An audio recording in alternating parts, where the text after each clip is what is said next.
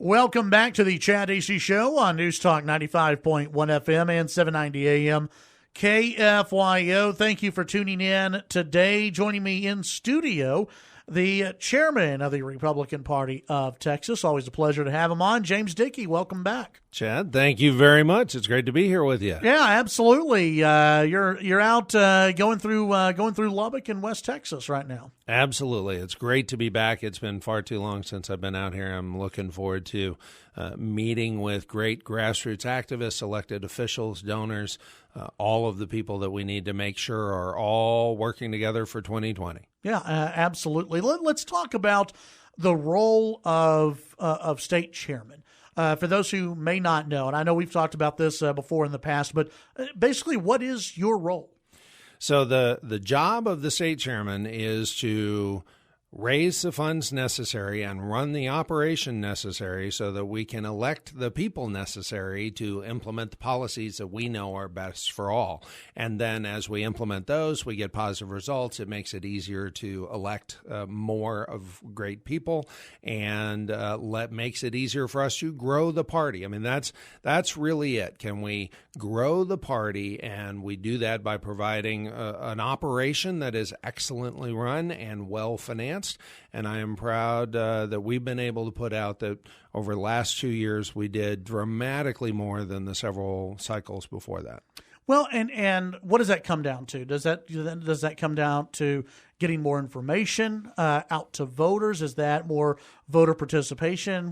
What do you attribute that to? Sure. Well, it's a combination of all the above. So, over the last a year ago, I was having a much tougher time convincing people that Texas was really at risk and that we needed to take seriously every threat we were facing in Texas. It's a lot easier to do now, right, after people have seen how far too close O'Rourke came to beating Senator Cruz in 2018 and some of the down ballot challenges we faced. Well, fortunately that we've been able to get everybody on the same page. So we really have to shore up our operations and shore up our relationships. So we have to be on one team. The politics is a team sport, and we have to work at this together. And so we've been able to do that. And as a result, we've just announced we're doing a volunteer engagement project that is going to have at the end, we are looking to have 100,000 volunteers working in and for the Republican Party and our candidates next election. That did used to happen in the 80s and 90s as we were flipping Texas from Democrat to Republican. We used to be able to do that. And one of the engineers and architects of that effort was Karl Rove. And he is back to help us do this again so that we can make sure that we don't lose the positive results of all that hard work back then. How much in danger is the state of flipping in 2020? Well, so I've got a great chart that I show. There's a presentation I do called Red Alert Texas, and I started doing that with the RNC in December to make the case that Texas could not be taken for granted. The president's campaign, the RNC, all of us needed to be working really hard in Texas. And in that presentation, I show that our gains in Texas increased all through the Obama presidency. That 2008, 2014, we saw significant gains. And then in 2016, we saw big cuts in the urban and suburban areas. And in 2018, it got worse. And so the question is that a trend or is it a dip? And my answer is always the same, that whether it's a trend or a dip depends on us. It depends on whether we provide the resources we have to provide, whether we work together the way we have to work, whether we recruit the people we need to recruit. It is hard work, but it is a valuable mission. And we've gotten the RNC on the right page. We've gotten the Trump campaign behind us. You hear that from them regularly. We were the first state in the country that the RNC put a state director in. That's how important they're taking Texas, and that's a result of years, frankly, of building credibility and working together with people. What are you seeing from the Democrats? Are you seeing an intense focus on Texas? Absolutely. They are fired up. They're going to put everything they can everywhere they can. They've announced our 6 closest congressional races last time. We had 6 races, 3 of which went into the greater Austin area, a couple of which were in the greater Houston area, a couple others up in the Metroplex. Those 6 races, we had a 3-point or less margin, and they've announced that those 6 races are their top targets in the entire country. We had over $138 million come in from outside Texas last time to try to flip congressional races and above. That is nothing compared to what we're going to see this time, and we have got to be ready for it, and we are, and that's what we've been building up to. That's why we have this new initiative. We just put out an announcement. The executive director for that is going to be Mitch Carney. He's a fantastic guy. He started with us last week. Steve Munisteri has agreed to come back on as a consultant and help run it as a consultant for us. And I'm so excited about the fact that we are ready to rise to the challenge, but it is a big challenge. Visiting with James Dickey here on the Chad Hasty Show, when you look at some of the urban and suburban areas, and you look at the Dallas area, you look at Tarrant County, you look at Harris County, you have, I think Republicans have maybe, a 9-seat advantage in the Texas House? Yes. There are some who say that could flip. The Texas House could flip in this election. Texas could go blue in this election. When you're looking at those areas specifically, those counties that are maybe purple, maybe slightly blue, or a faint touch of red in some of those counties, how do you get those voters back? What is the message being sent to those voters? Yeah, so the reason why I've been doing the Red Alert Texas presentation is because I want people to have a healthy fear, not a paralyzing panic. Yeah. And the good news is the facts bear that out. We have for far too long ceded territory to the Democrats. There are districts in Houston where we have never had a Republican. Last election in the middle of 2018, we put all the resources we needed to put into to elect Senator Pete Flores as the first Republican Hispanic senator and the first Republican senator from his district since Reconstruction in over 130 years. Well, we're going to do that again. And we've started by recruiting candidates to fill every single vacancy. So we're recruiting Republican candidates from around the state to challenge every single incumbent Democrat. We've already set that entire list to every county chair in the state. We've got a statewide team of volunteers who are making available our resources to potential candidates. We've had over 35 candidate training schools that we did in conjunction with Leadership Institute, a nationally recognized quality conservative training institute. We've had over 1,000 people pay to come to those Leadership Institute trainings to get informed as to how to be a great candidate. And there's so many reasons to do that. When we don't run against a Democrat candidate in a quote safe Democrat district, that leaves them free to not worry about their race and instead to play kingmaker. So, we talked to the county chair in Williamson County, where unfortunately they lost 2 House seats last time. And talking to him, we say, what's the best thing we can do to help you? And he says, the best thing you can do to help me is make sure every Travis County Democrat has an opponent. Yeah. So that they're not coming next door and flipping things. And that's exactly been the MO of the Democrat Party. And we are not going to let them have that free ride. That's step one. We got to take a break. I'm going to hold you for one more segment. When we come back, I want to talk about how the average person, the average listener out there, who, they get involved in talk radio, maybe they get involved on social media. How can they actually get involved? We'll talk about that and some other aspects of the Texas Republican Party. We'll be right back. Welcome back to the Chad Hasty Show. We're visiting with Chairman of the Republican Party of Texas, James Dickey. Big event going on tonight, reception hosted by Chairman Burrows over at Texas Tech University McKenzie Murcutt Alumni Center. That's happening at, I believe, about 5:30 this afternoon, and you'll be there.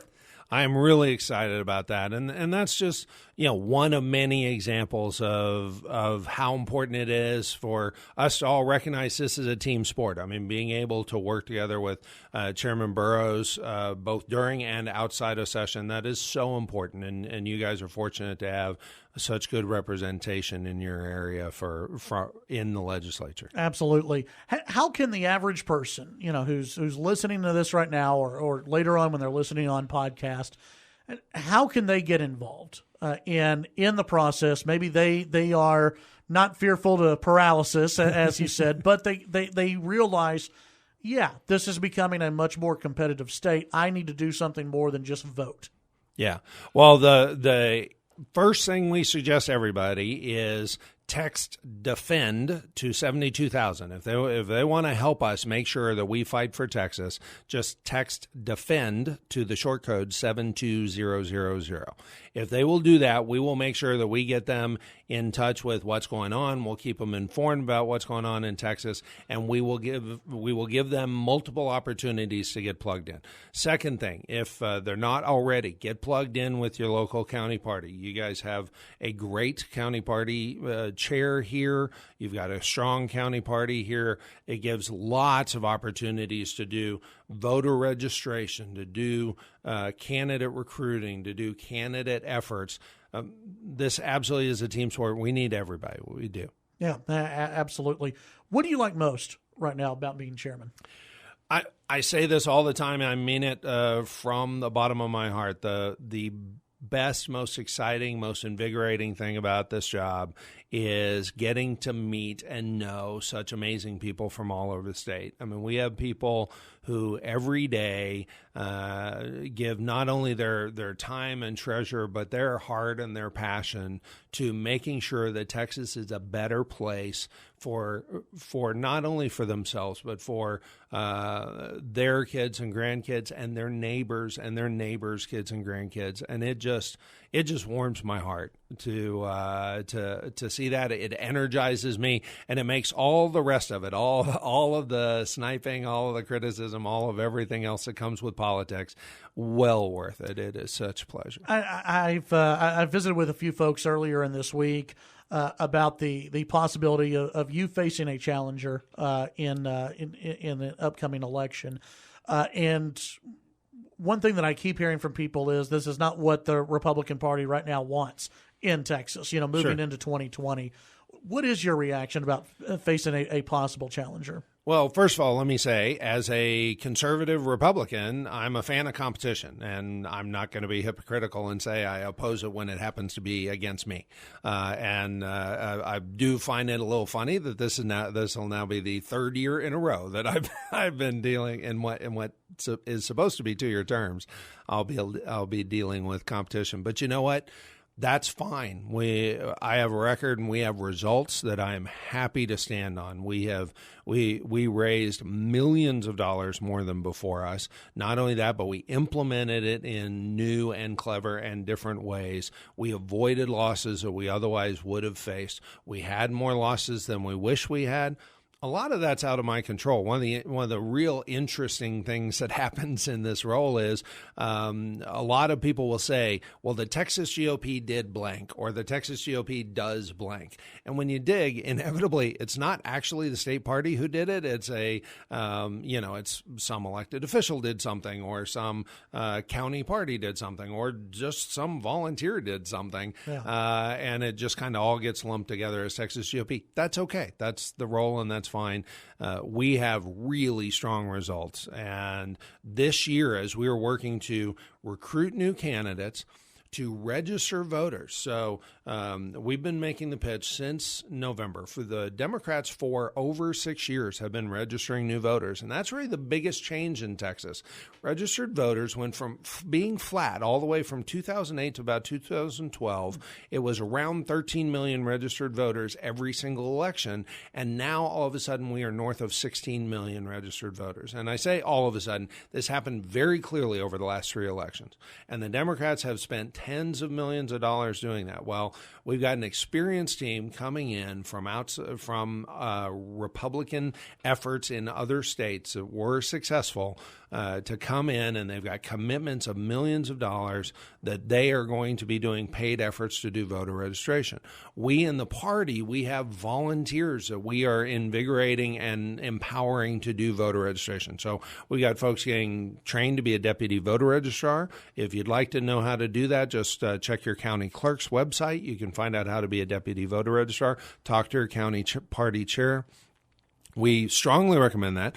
But you know what? If you've just got a friend, a brother-in-law, a sister-in-law, somebody who has not registered to vote, who needs to, there are over 1.4 million conservative Republican-leaning people in Texas who have never registered to vote. And we need to, if you happen to be at a dinner party with one of them, you happen to be at lunch or coffee with one of them, you happen to be at church, like I was the other day, I was at a Bible study, and there was a guy who had owned a business for 30 years and had never registered to vote in Texas. And you can have them text TX vote to 72,000, no space, just TXVOTE to 72,000, and we will get them registered to vote. Yeah. As we begin to wrap up our interview with James Dickey, you mentioned earlier the RNC and that there's a bigger push. You satisfied so far from what you're seeing on the national side and their focus on the state? Absolutely. Since I was first elected 2 years ago, I was spending a lot of effort building that relationship with the RNC. The minute we had our analysis done on the election results, we went up there in December, met with the chairwoman and her top people again in January, and pushed and had conversations with the president's top people. And like I said, they committed. They put their first person in the entire country, started here in Texas. We've already got people spread around Texas. They have already started. The RNC and the Trump campaign have already started supporting here. One of the things I think is exciting, they made the intentional decision to, instead of pay to put the president on the ballot in Texas, they're going to do petition signatures to put the president on the ballot. Now, obviously, his campaign has plenty of money to pay the fee. That's not the issue. The issue is this is an early opportunity for people in his campaign, for volunteers in our party, to get out and talk to people about the president and his record. And you know, if the election is about his record versus the insane leftist policies of every single presidential candidate on the Democrat side, we will be just fine. James Dickey, the chairman of the Republican Party of Texas, tonight at 5:30, you'll be out over at Texas Tech University at the Merced Alumni Center. Thanks for stopping by today. My pleasure. Always good to visit with you.